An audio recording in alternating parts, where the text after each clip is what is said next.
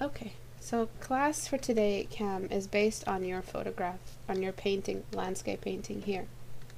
What some of you do when you paint stuff like anything that is sky meeting ground, you have a tendency to do the folded cardboard look.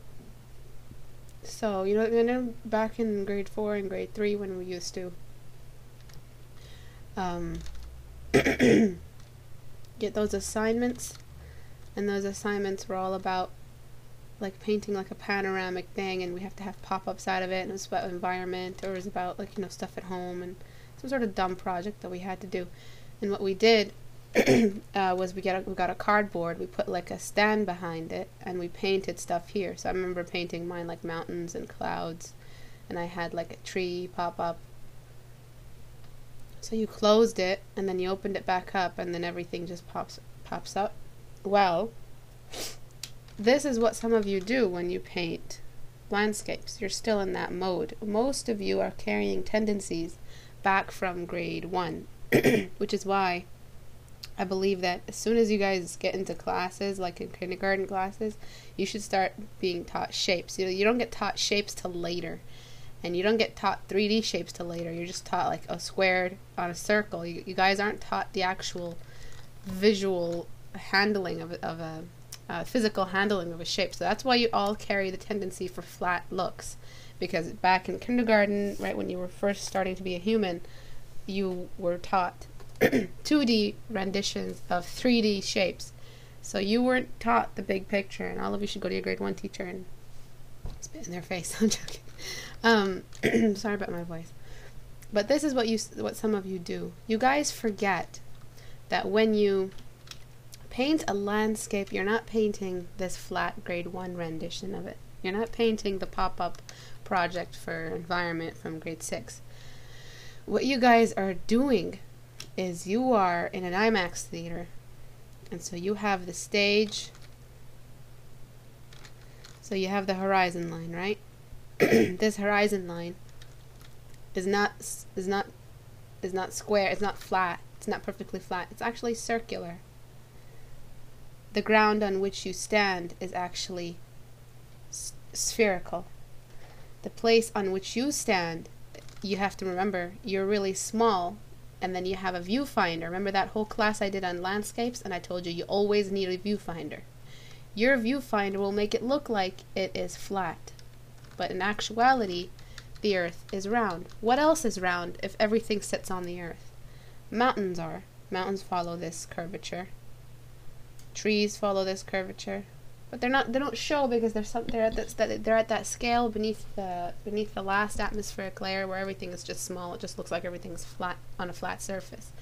But how about clouds? Do clouds follow that? No. Clouds also follow the spherical bend of the atmosphere that attaches to the spherical surface of the Earth's crust. And so what we get is stacking. We get small, and there's a distance as well. Remember that it's not all there. This is the vanishing point. Vanishing point means all the circular, all the lines, all the longitude lines and latitude lines. Let's just say longitude, so I don't get confused. This is like latitude, I guess. All of these lines escape to one point. This is called the vanishing point. If you ever want to paint a landscape, you need a vanishing point. If you have 2 vanishing points, you probably are inside some sort of buildings, outside building structures. Okay, so vanishing point, there, established. Viewfinder, established. And as much as there is a vanishing point for things on the Earth's crust, there is a vanishing point for things on top of the Earth's crust. So what we get is we get the smallest clouds in the distance, and clouds stack on top of clouds. So do you see what I'm doing, Cam? These clouds look like they're floating one after the other in procession. Okay, some are going to float lower than others, some are heavier. The darker ones, that's why when we have a storm, the world looks like it's nighttime, because the cloud is so filled with moisture, it floats down closer to the earth. It looks like it's just a couple kilometers away. That's why planes can't fly, or they fly above the cloud. Do you see how these clouds are stacking on top of each other? Do you see how there is, it seems like there's a focal point for the clouds as well, that they're all following this focal point? These clouds right now are not part of this picture. This is a separate part of the picture, okay? I'm not painting them here. These clouds, if I were to put them here, they would just be right over there. So just try to understand what I'm doing. Okay, if you don't understand this stacking of clouds, you will never be able to paint proper clouds. Stacking of clouds are also, imagine them as floating tree bushes, just they're not without the trunk. Okay, if there was a bunch of trees in an order, which part of the tree would be able to see, which part of the tree we won't be able to see? Which tree will be the smallest, which tree will be the largest? The furthest away from us will be the smallest tree, the closest one will be the largest one. If there are many trees, some will hide part of the further tree, so we only see like half a trunk of the further tree or half of the bush of the further tree. So when you paint a landscape, you can't paint in this pop-up style. You can't paint on flat ground the way you've done here and flat sky. So you've sort of zoomed in a whole chunk on the clouds and just pasted it there. This is the place where the horizon meets. Clouds never hit that spot. If they're low, they do. Why don't clouds hit that spot? Even in pictures, have you noticed that clouds sort of float on top of this? This is just our atmosphere. This is where we're allowed to exist. If clouds hit all the way down here, then that would be a major storm, and that's how sailors and navigators used to know if it was storm time, because they would say, oh my god, look at the cloud lining, it's too close to the horizon, let's change our direction. But if there's a good space here, then they don't fear for storms. Okay? When they are under the horizon, it means that you are below the horizon line. Do you know what I mean, Cam? When they are below the horizon line, it means that you are really close to the ground. And so what you see is just the bend far away. But we're talking about generally close. Yes, Enigma, they do desaturate and they get a bit darker with a purple. But that's another class. So this little thing here, it looks like that they're below the horizon line, but what is going on is that this is the atmospheric line of our sky. So I'm just going to desaturate because the colors are a bit off. Okay, this is the the horizon line of the sky we're in.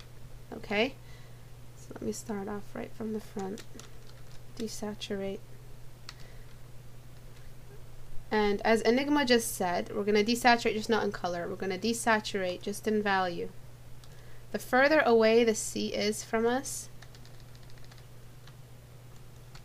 the less we see of the sea. So there is a fade on the sea, as well as any mountain structure in the distance. Clouds get darker as they get closer and as they get higher up.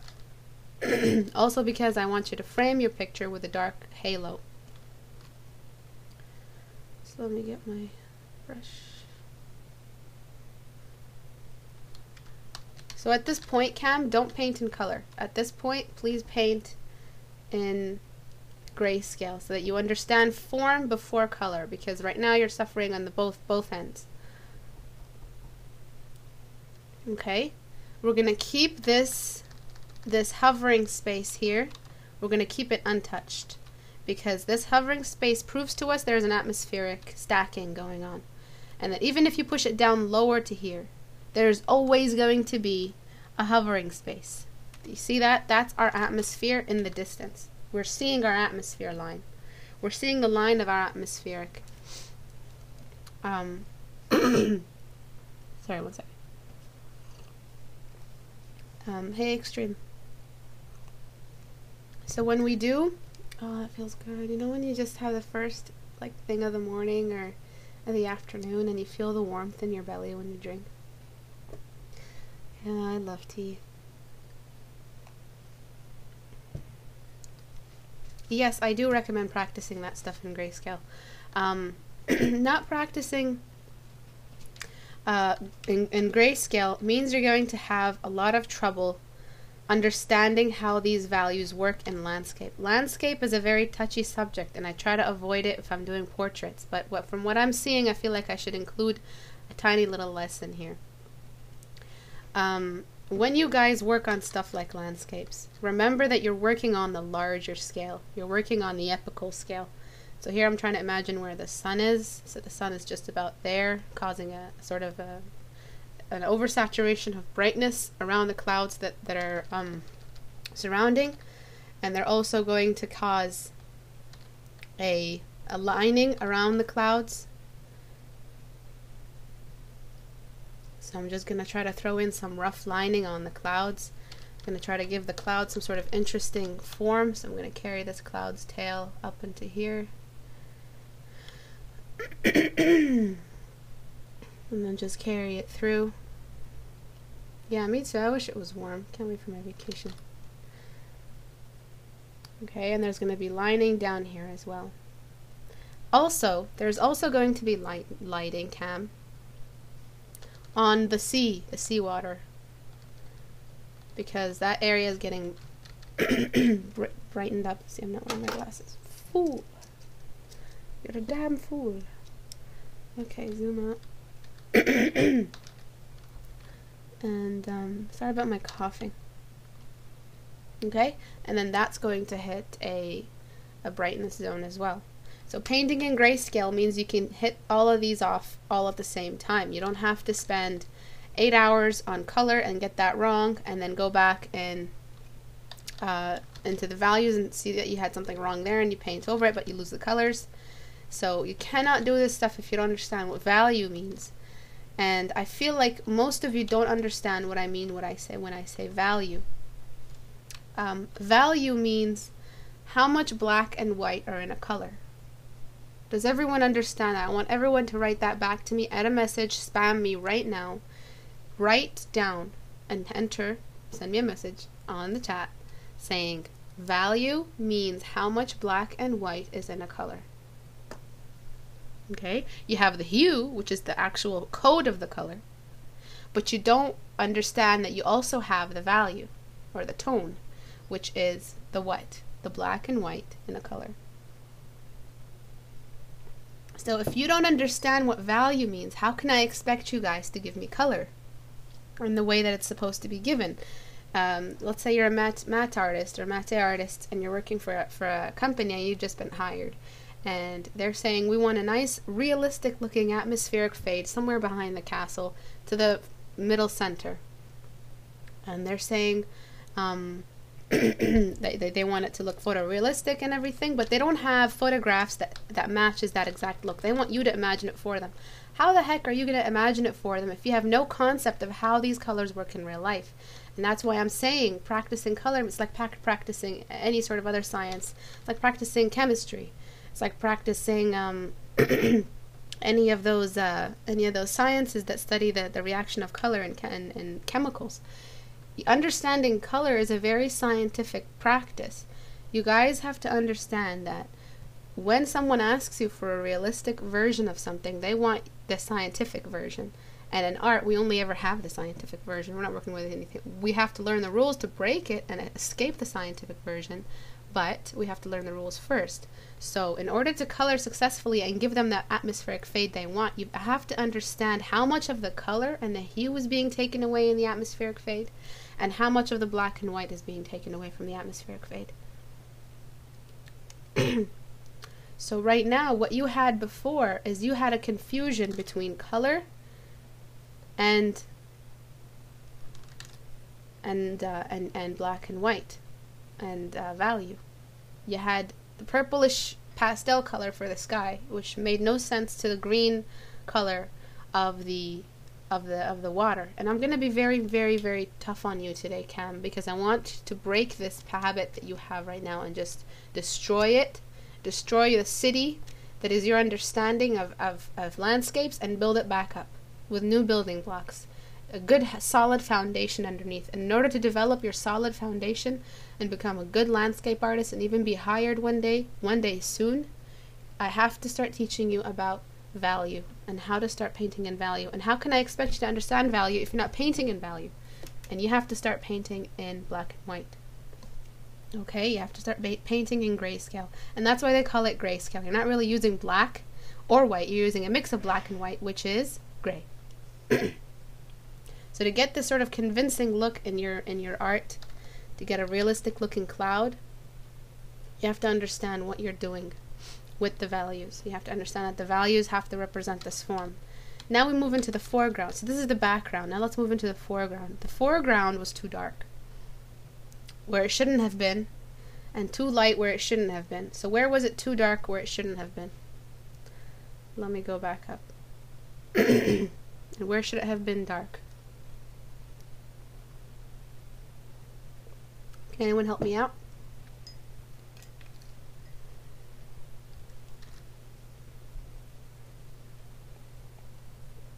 Okay, gets darker the closer it gets to the viewer. Okay, it kind of gets darker there, but where there should be an inversion of values right now between two subjects in the foreground.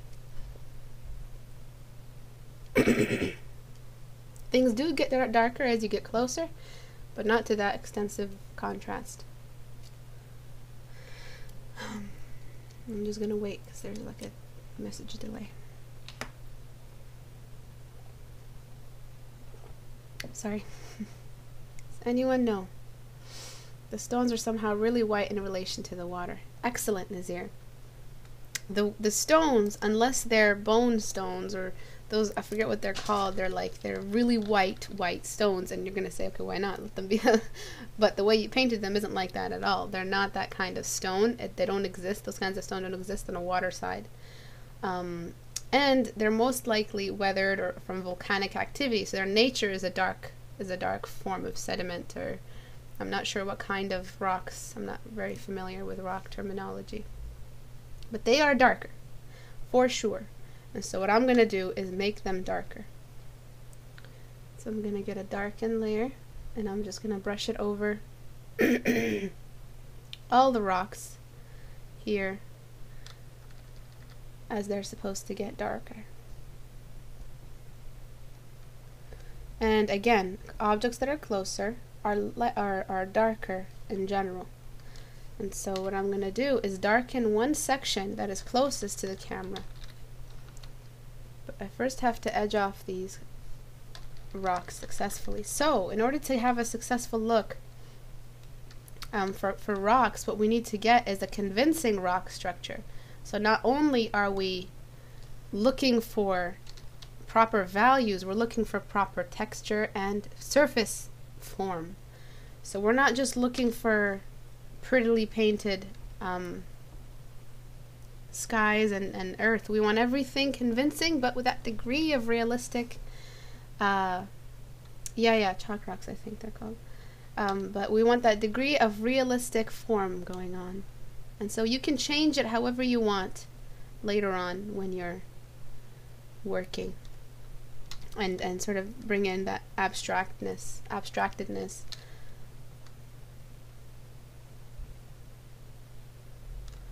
But as for right now, we need a realistic formation for these rocks. Okay, this realistic formation is going to provide us with a good surface on which we can introduce texture. So now I'm just using my lasso tool to edge out sharply some sort of rock surface, and then now I'm going to start editing my values. I know this rock is going to be significantly darker than this rock, but this rock is also going to have its shades and its ups and downs in value.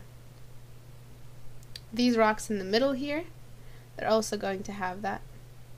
So I'm going to darken them there. But the water around it, the water surrounding, is not going to be that dark. Because you inverted it. You made the rocks light and the water dark. Probably using two different references, or you got confused. But that's because you didn't approach it value-wise. You didn't approach it through value. You approached it directly through some sort of mental image of how a landscape should look. But from now on, you're going to edit that mental image and break it down and build back up with some realistic foundations. And realism is the best foundation for your art. So I'm just going to give them some darkness here. And instantly, after I'm done this last one, you're going to see a change in the way we're looking at this it's going to have a bigger scale. It seems like now we're just tiny and we're way above the form and the horizon line. We're seeing everything from some sort of bird perspective.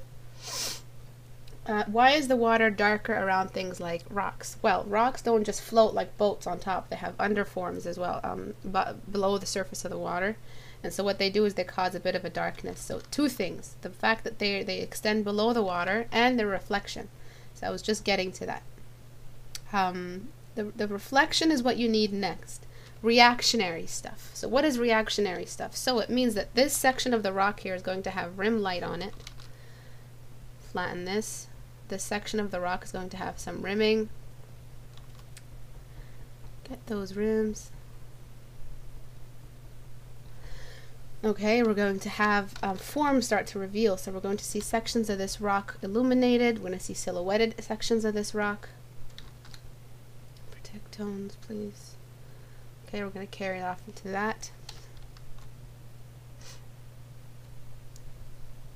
I just saw something about a joint class starting on a Friday. It's not a joint class. It is a substitute class, and it's not starting Friday. I just spoke with CritiqueHour. It's starting May 7th, because that's when I'm going to be leaving, God willing. I'll have to talk to him to change that date. I'm going to be teaching until May 2nd. And then I'm going to have a bit of a break. Not a break, but because I have to get married and all that. Hullabaloo. Okay. And then we're going to carry this silhouette over here. It's going to have a degree, but it's not going to be as dark as the one in this section here. So we're going to paint over this area as well. So reactionary stuff, this is going to get silhouetted as well, but not as much. Not as much. Remember, meditation is the best, like the middle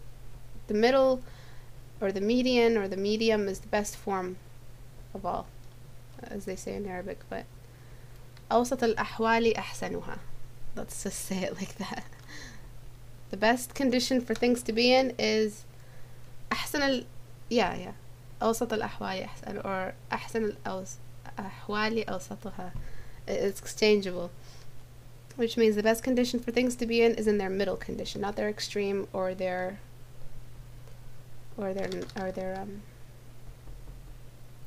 low. Okay. And then what we're going to have is this is going to cast a shadow over this rock, but some of the rock is going to show. So this is reactionary stuff. Okay, this rock is going to be rimmed out as well. So guys, just to counter-announce, the classes I'm running are going to run until May 2nd. I'm going to be here for another another 3 classes, including today's. CritiqueBrush is going to start May 7th. Okay? Just because you're all here now. The CritiqueBrush is so sweet to have taken it for me.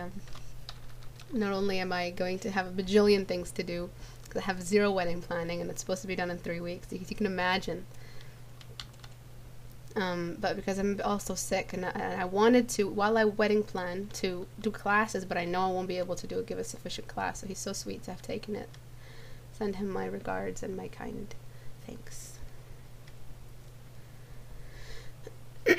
Okay, so there's these rocks and these rocks. Now I'm entering a next level realism, and I have to start not just making the whole rock. Do you see how the whole rock is the same tone? Now I have to start choosing which tones I want the darkest of the rock. So now I have to bring in mediations within the rock. And so some areas are going to be the darkest in their extremity, and some areas are going to be the medium dark. Okay, so right now I'm painting in what form? I'm painting in this version, not in this version. The clouds are stacking. There's a bit of a horizon. What we're seeing is a framing, a nice atmospheric framing. There is a bit of fog. I'm going to be bringing in some fog. And the water is representing a good sort of value stage that it's in. So right now I'm going to bring in some reflections and some rock, underwater rock. And so I'm going to throw that in here. This level is pretty early on. this right now, what we're doing, this scratchy method that we're doing right now, can be turned into cinematic quality, I promise you. But you just have to do it right. You just have to approach it in the right direction. Bringing in photographs for realistic render, bringing in CG stuff, all of that comes later. But right now what we have to establish are the values that underlie all of these colors. Some artists are very experienced and they're very learned with their colors. They know which colors they want, and so they don't start off with values, they start off with color because they have a good education on color.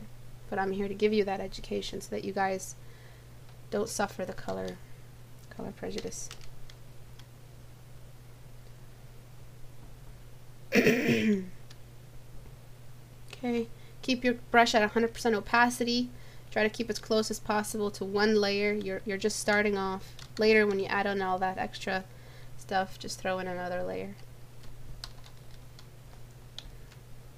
Okay, and finally, to finish this piece off, because it is a quickie, it is something that we're just a practice, a study, what we're going to bring in are textures. And textures can be brought in numerous ways. My favorite way is to bring them in through, through a brush. And then I put it on a new layer, get the darkest color in the room, and just brush them on. And take them off later with an eraser. And just brush on many different textures that I find, different tones. Whoa, it's a huge brush. My favorite brush of all time. All these brushes are available in the Dropbox, the class Dropbox, so don't feel left out. So all the light areas that the light is capturing, I'm getting this brush and brushing it on like with the light, so that I can get light surface texture as well as dark surface texture. So does everyone know what that means? Okay, and then I'm just throwing on some texture. I'm not going to go deep into texture because it's sort of a really, you have to follow the grooves, you have to follow if there's a vertical face of the mountains, if it's the horizontal face. So I'm just going to go in a general, painterly, impressionist, vertical texture.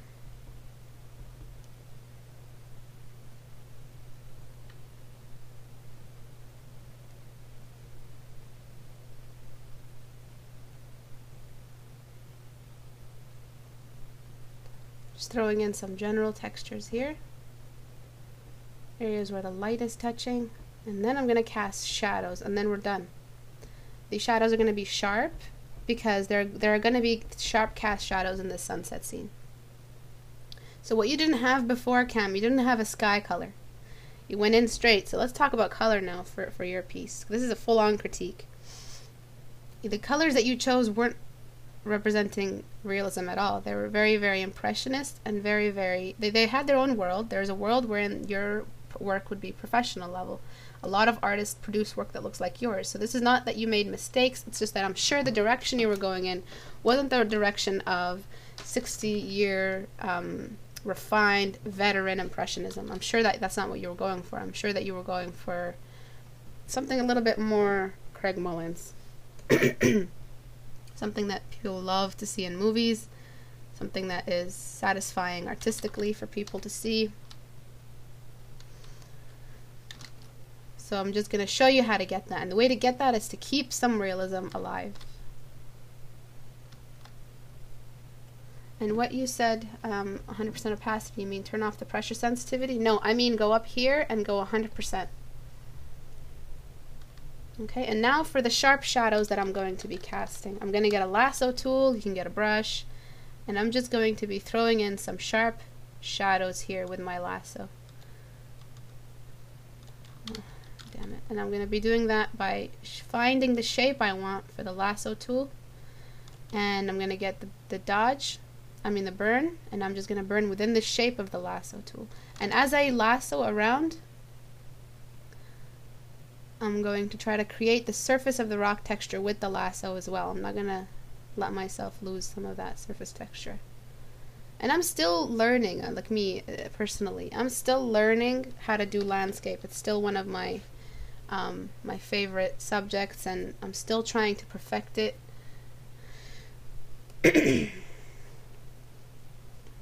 But I hope that you guys have learned something from today. Okay, and then I'm going to, I was going to do something. I'm going to get the dodge on shadows, and all the areas where the light is meeting the dark, I'm going to highlight that just a bit. Just to avoid a completely sharp end. Because it is a quickie, it is just a study of values. And everything else after that, and I'm just following your template. If this were my personal project, I would try to create even more eccentric rock surface textures. I would try to add in something like a weirdly shaped rock balancing and some sort of elongated, because all we have right now is horizontal and starting to look very boring. So what you do is you break the horizontal by introducing some weird rock textures, rock surfaces. This one is a bit off, like this, and just break that symmetry, that horizontal, that vertical symmetry, and make it horizontal as well. Again, with that, trying to balance it. Okay. Hey, how is that brush painting at the edge of the brush cursor, not the whole brush? What about opacity jitter? You can turn opacity jitter. That's just extra detail you achieve through the pressure sensitivity. So just turn that off. You don't need that. If you guys have a really nice brush that you want to preserve, but you do get the texture from it on transfer, turn on opacity jitter. But sometimes if you have too many tools, you don't know which one to use. So that's why I try to keep tools to a minimum. I'm very minimalist with my painting. Is it the pencil tool? What do you mean? Right now you're seeing a yellow circle, right? This is just the live stream thing. It's how it circles the cursor. Live stream Procaster, my live streaming tool, program thing, circles my cursor wherever it goes. So it's not the actual size of the cursor, it's just like a little halo that surrounds it. Okay, so I suggest you bring in some sort of interesting rock texture, cam, and you know, bring those in there. See what you can do with them. And then when you feel that, and do a lot of these thumbnails, do a lot of stuff like this, and when you get into the color, I will teach you how to form this into color, and how the light rays coming from the sun are going to distort all the other values around it. Okay?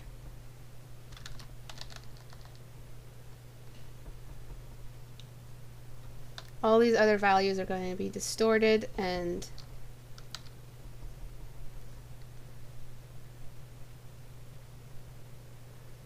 taken down.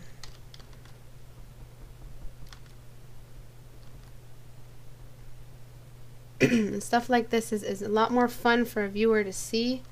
It's a lot more interesting, and you have a lot more fun with it instead of painting simple rocks. This is what concept art is all about. They need an artist to create a concept in someone else's mind that they can't draw.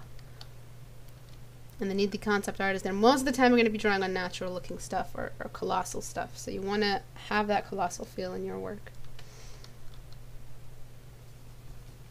I wonder if it's nice if I move that over there. I don't know, it looks like Pride Rock now. But I'm going to go back and just give it to you before I introduce those shapes. Okay? And that's really what I want you to do. That's what I want you to study. I want you to study values, Cam, instead of what you've been doing before. Here you tried to tackle values and color.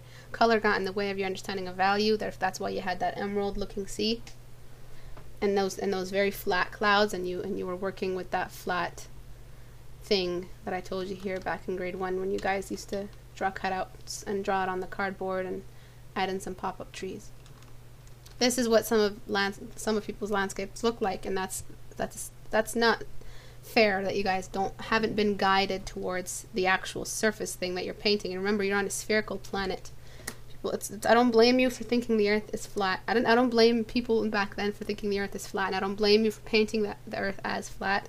But remember, it is circular, it is wide as well as long, and you're going to have distance as well as closeness, and you have to show distance by things that are far away by making them smaller and stack behind and hide behind other objects, and by making color fade as much as anything else. So the color of the sky, we're seeing the color of the sky. So if you guys want me to, let's have a little vote. Do you guys want me to bring some color into here? Do you want me to bring in some color, or do you want me to go straight into critiques? Let's have a vote. Whoever decides to vote. Some people are indifferent. Those are considered a yay. And nays, those who... Color, color, color. Color. Yay, color. Okay. Slap some color on this sucker. Okay. Okay, color. Sorry was the blue buddy of Naufal. That's so cute. Okay, so, some color. What I say all the time is work with a wash. And I talked about this last semester back in October, how to bring in some colors into your work. Every landscape you will ever see is surrounded by one principal color that is everywhere. And let me see which layer mode works best with this color. That's why I don't like going straight in with black and white. I think that's good enough. Soft light never failed me. So this blue here is going to work as the general wash out of all the colors. Out of everything, this blue comes through. Next up, I will have a fade of color. And so, give me a second.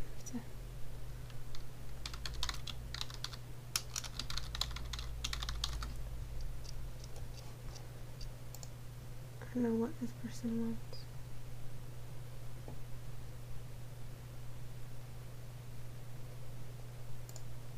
Okay. Okay. And next up, what comes after, what's second most important to the general wash color, which is usually the atmospheric color. Something influences the atmospheric color. And if you guys remember from last classes, the classes back in October, you will know that the color that influences the atmospheric color the most is the color of the sunlight. The color of the sunlight works in a way to warm up all the other colors around it. So you start off with a general cool color of the sky, all those cool colors, and then you tackle them with a warm color.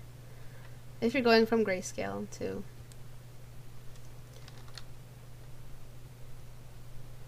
color, please. And this is going to get decreased, so don't worry about the oversaturation. And what we have is this color on all the areas that the light touches. I'm going to go throw some of this color in. Try to decrease the opacity. Color layer is a bit nuts. It's like the dodge tool. It's like wildfire.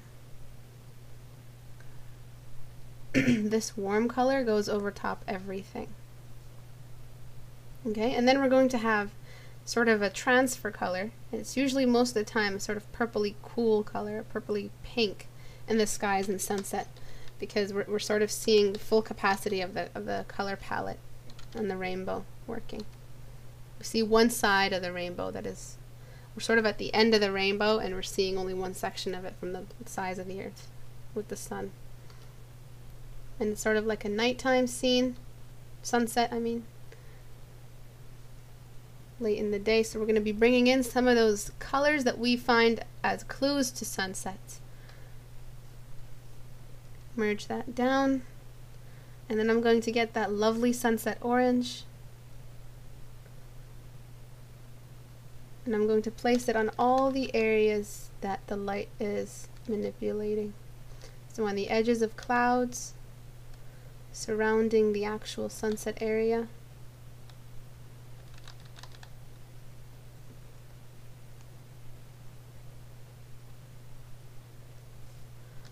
The sea as well will capture some of that color, and it'll turn into a gentle bluish orange. And I know that makes no sense because they're complementaries, but you'll know what I mean when I paint it in.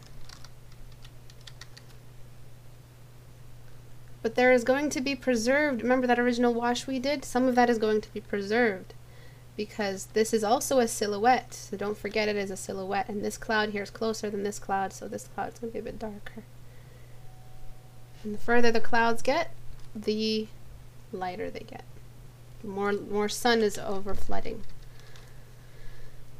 So we're going to darken around the canvas. Remember, this is a canvas. This is your viewfinder in action.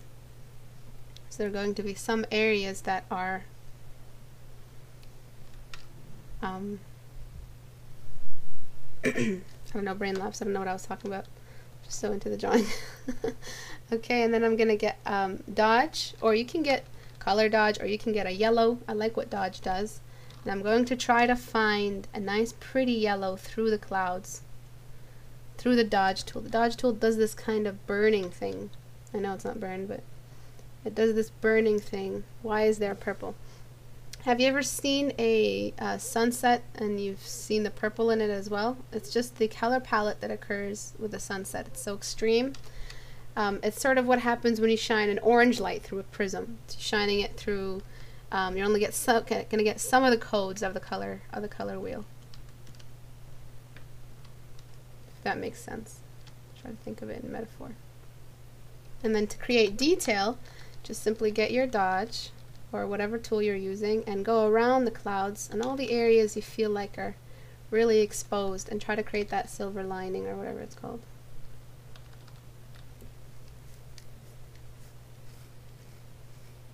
Sorry, did I think you asked that, Extreme?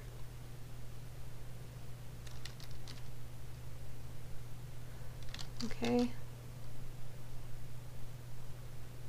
And we're just trying, because we're moving from grayscale. We've sacrificed a lot of the color potential if we started off just with color and not with grayscale. We've sacrificed a lot for starting off with grayscale, but this is for teaching's sake. Next time you guys perfect your values, go straight in with color. Don't get that digital wall between you and your painting. And I'm gonna throw some of that pink in there, get some of that blue back, and this isn't purple, by the way, it's blue. It just looks purple because of the pink on top. Always differentiate between the colors you chose. Never be subject to never be the fool of your painting. Always be the master. Never let the colors you chose fool you. Okay, and then for for texture on the surface of the water, I'm going to bring in the dodge and use my shift to create that that horizontal look on the surface of the water as it gets further away, and then I'm going to sharpen that area. And don't forget we're losing something very important in the process, which is the atmospheric line. And I'm going to bring in a gentle blue to reestablish that wash that we had before, and I'm going to throw it over top the horizon line because we're sort of losing contact with it.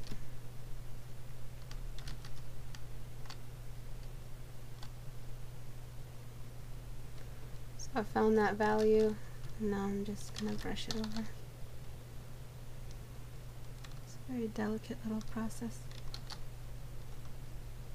Okay, and I'm going to get some of the surrounding yellow and throw it on top and keep the sea separate from the surface. Get the dodge and carry that light in. It's I paint very romantic skies. I know I've been told that. But I can't help it because I really love the extreme beauty of nature, so I can't help it that I paint clouds like this. So I brought a a burn tool for this section of the clouds to create that contrast, that silhouetting that happens. And I'm just going to try to create some stacking, some of the clouds that are closer here. I'm going to get my brush.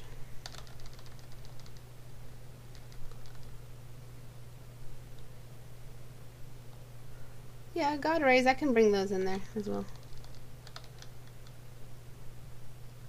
Okay, and then now for the foreground. What happens to the foreground? The foreground also creates that warmth. So what I usually do when I lose the the sort of wash that I did. I bring in a gradient and put it just on the bottom, just to show that the camera is also capturing that. Put it on color, just at the bottom of the canvas. Just a tiny little trick I figured out for myself. Just to make it seem like the edges of the camera are also capturing it, but it's not just a camera, it's a painting. You know, it's not just a photograph.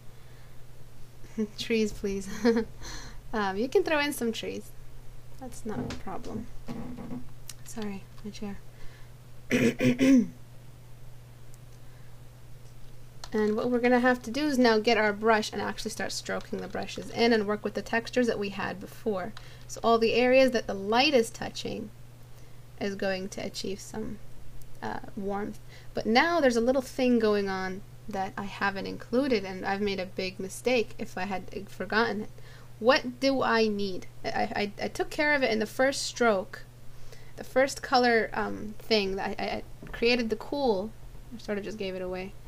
But what do I need to reestablish if I'm using what's it called? An orange for the light.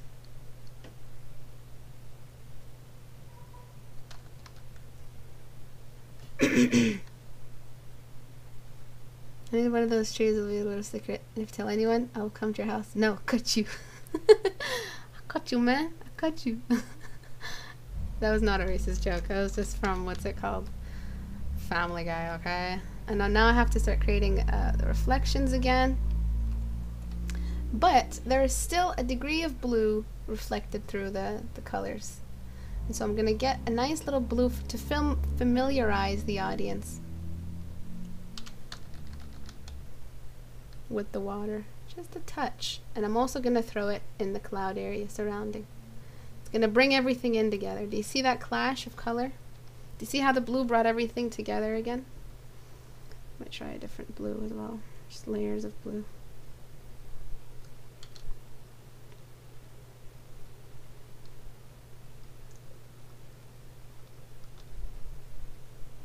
Okay. And save that. Cancel. Sorry. Flatten. Save. So what I need, I don't know if you guys answered the question, but I need a purple in the shadows. I need to start getting a purple.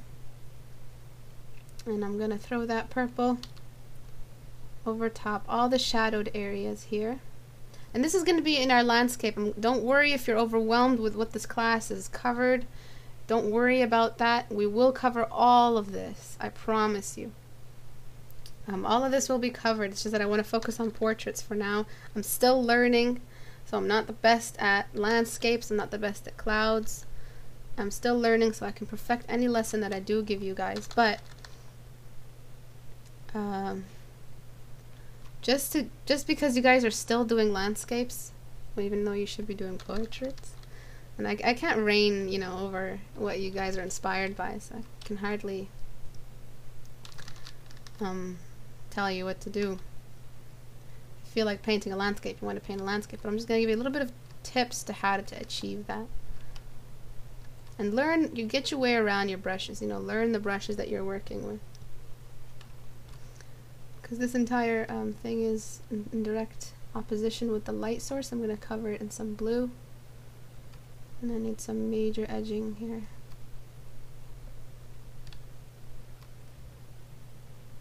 So do you see that nice pretty gentle orange in there? Very, very pretty.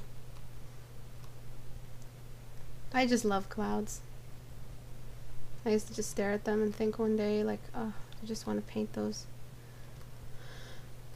I still, like, there's some kind of cloud structure that I cannot paint for the life of me. It's the blue and white ones. I don't know why. I can get around it, but the concept of the blue and white ones, it's so incredibly principled and simple, but so complicated at the same time. I want to bring in an orange. I want to bring in that color contrasting, but I can't because I have to keep it together. And it's sort of that Miyazaki blue and white, and I really love that about clouds. And I love painting storm clouds too. Sorry, I'll stop. Okay, and I'm just trying to establish some sort of land mass here, trying to bring in some textures. Most of the work that you will be doing is on land mass, because land mass is so varied, and it's vertical as well as horizontal. And so you need some, you know, good knowledge of that. Landscapes need their own 6-month span to cover. Landscapes need their own 6-month span to cover. I know that I took a huge break from faces and went into landscape. I was like, I'm not going to allow myself not to be able to do these. And now to establish, again, the wash. The wash is missing. So I'm going to, remember that wash, you always go back to it. Remember back in October, I always told you guys, go back to the wash, go back to the wash. Meaning that don't forget to keep the principal color of the image there. So the principal colors right now, they're contrasting and they love each other because they're opposites, blue and orange. I'm going to throw some of that blue in the cloud structure over here. A little bit on the edges of the rocks. It is a silhouette, it is a nighttime scene, or sunset, sorry. Trying to capture that. And then stuff, like I said, if I were you, I would like bring in some sort of interesting rock formations.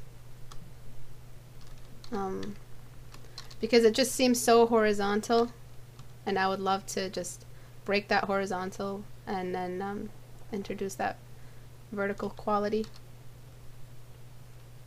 And just make like a sort of like a silhouetted, like the beauty curvature of rocks, and give it that female aspect. Art enthusiasts love that. They eat that up. They like seeing familiarization, human familiarization of personification in work. And so you can call these the lady rocks when you're done, or dem curves. I don't know. And just really play with that rock texture, see what you can do with it. That's why I say try to rework the landmass a little bit, but keep that prettiness to it that you have. It's just nice to achieve that. And then I would throw even further land masses in the back somewhere so that I could have that contrasting. Let's find a good value color for the background and move that somewhere over here and shrink it. Okay, and then make it match the water line. And then brush that again. What is that famous color I keep telling you guys about? It's the wash. The wash color means the color of the atmosphere in this situation. So the atmosphere is a bluish orange, so I'm going to throw in some blue first. Excuse me. God, this brush is nuts. And then some orange. And then I'm going to darken it. It's a very delicate process doing this fade. You have to sort of do it properly. Saturate maybe just a bit. Darken near the edge. Carry that color to the top. Okay, and then blur all the necessary stuff. And then what I do is I erase. Merge down and then erase some of it. Because when you erase it, automatically the colors of the background are found in there. And then of course you need the reflection. So in order to create the reflection, just copy, paste, shift, so it pastes in the right spot. Throw that in there. Merge it down, erase some of that, erase a significant amount of that off. Wait, it wasn't close enough. Merge down. Because it's still a reflection, it's still part of the thing. And just take it further. Okay, all this stuff comes through time. You practice it, and then you achieve it slowly. Okay, don't get overwhelmed by how much you guys asked me to do color. Okay, but it's a lot of stuff to sink in, but you guys can do it if you apply. If you don't apply it, how will you do it? You have to start somewhere. Okay, so I encourage all of you to start with grayscale. Starting with grayscale means you know what you're doing later on. You know what you're going to do. Okay?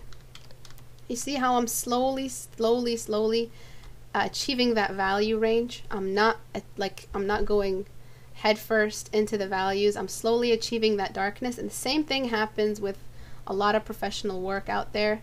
It's not magic, it's just rules that you guys have to remember.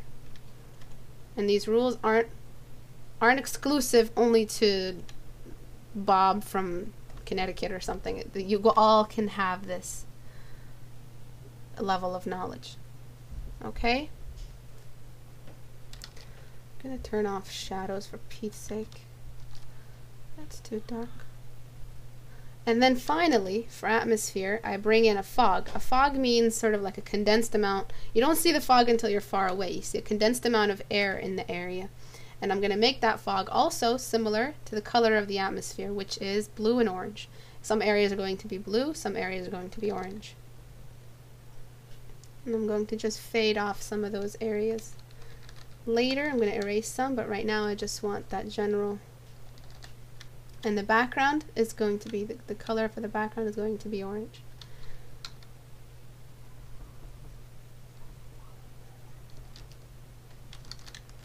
Here, it's going to be a bit orange on this side.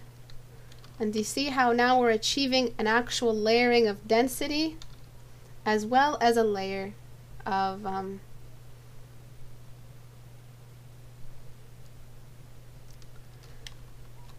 all that stuff. And I'm just trying to, just give me a minute. I do not like the color of that rock in the distance.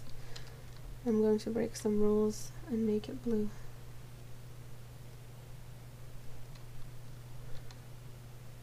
You can, at this point, break some rules.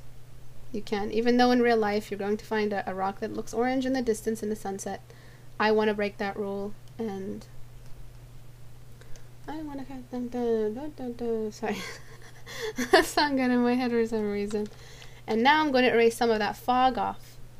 See which areas I want to be most foggy, which areas I want to be a little less. And I'm going to fog up this distant rock here to show that it's in the distance instead of as close as, because you see how there's a problem with this rock right now? So I'm going to make some of that rock disappear a little bit. Okay, and I have a problem with this rock here as well, so I'm going to flatten.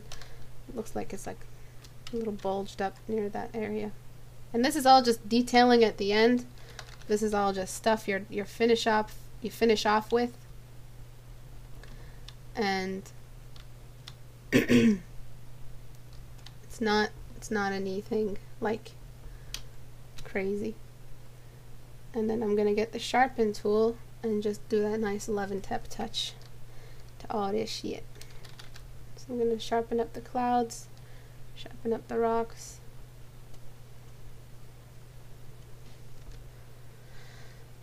Not that I compared 11-step in any way possible. And I keep losing that color. Ugh.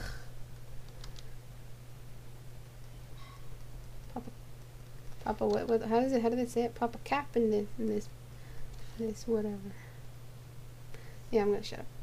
And then fix the color of the water.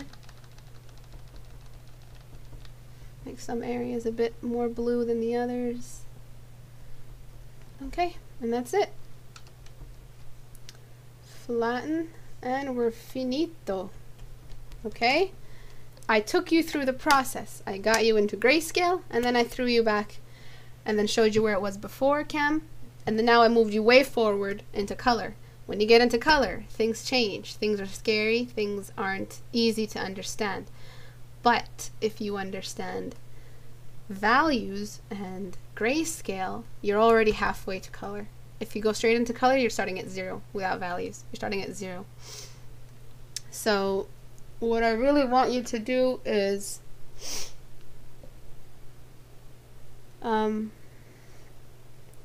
what's it called? I want you to follow my process for today.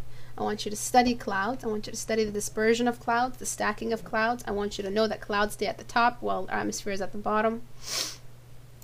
Istebrak, I have something to tell you. I'm going to that concept workshop in London, and Love and Tep is going to be there. Really? Wow! Congrats! You're so lucky. I wish I could go. I wish I could meet some artists in real life. That would be just really awesome. So, I'm going to give you a before and after cam. And I know it's not going to make any sense to do that because I carried you through, but I want that shock value. So this is how your painting looked before.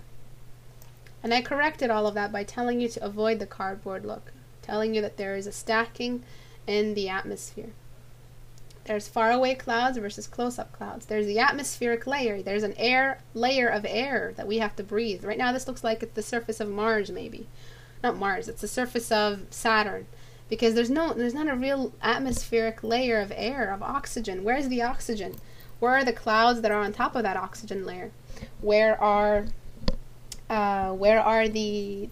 the color of the sea? 'Cause the sky is blue. Where's the color of the sea to reflect that and complement it? There's a degree of green, but there's not that much green. The fact that the closer the objects are, the darker they get. So all of these, I corrected them and I produced you with this. And I told you get a general wash, and usually the general wash should be a blue or a hint of blue to keep everything cool, and then the light source. So we start off with shadows first, and then we introduce it with color because we started off in grayscale. So I took your colors down to grayscale, taught you grayscaling, taught you values of colors, and then I went into color by establishing a blue for the color wash, and then I brought the light color, which is the orange, and I threw that into the clouds surrounding the sunlight. I made some clouds peek through, made some silhouetting, and then I brought in this. I texturized the foreground, made things darker as they get closer, and I continued on to texturize the surface of the area, and then I elevated the rock textures to give it a little bit more interest, a little bit more intrigue.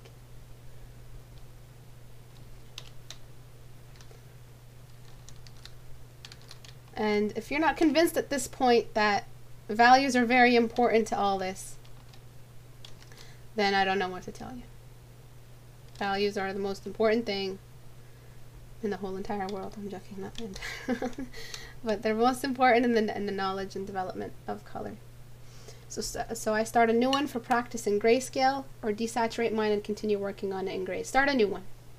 Start a new one. We already beat the crap out of this one. Start a new one, and work from there. But before you start, visualize it, Cam. So what you need to, I'll give you a list right now of what to do. When you start a painting, visualize it, and then go into organizing where everything is on that painting. So let's write a list here.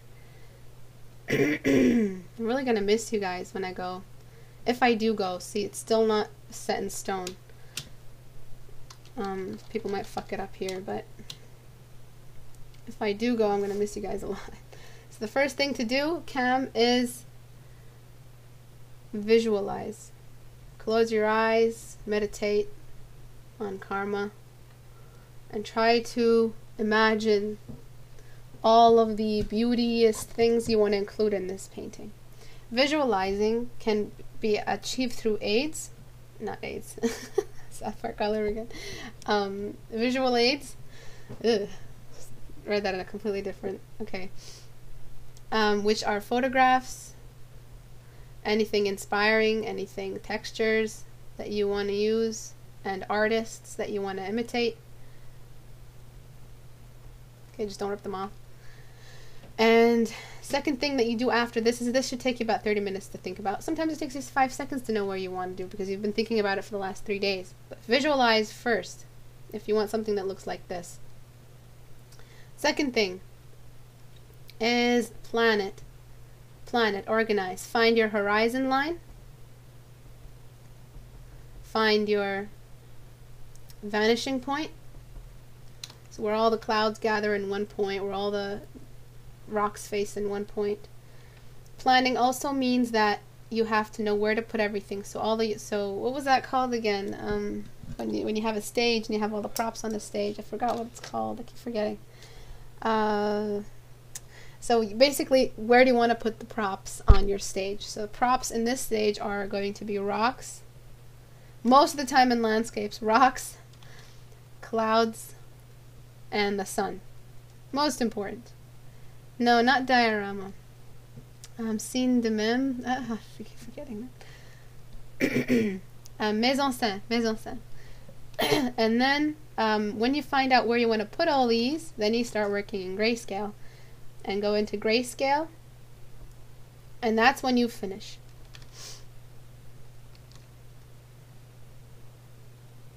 It's mise en scène, meaning with all the stuff that you put on the stage, even not just stage, in the cinema or in the photograph, or stuff that you deliberately put in front of the camera to create a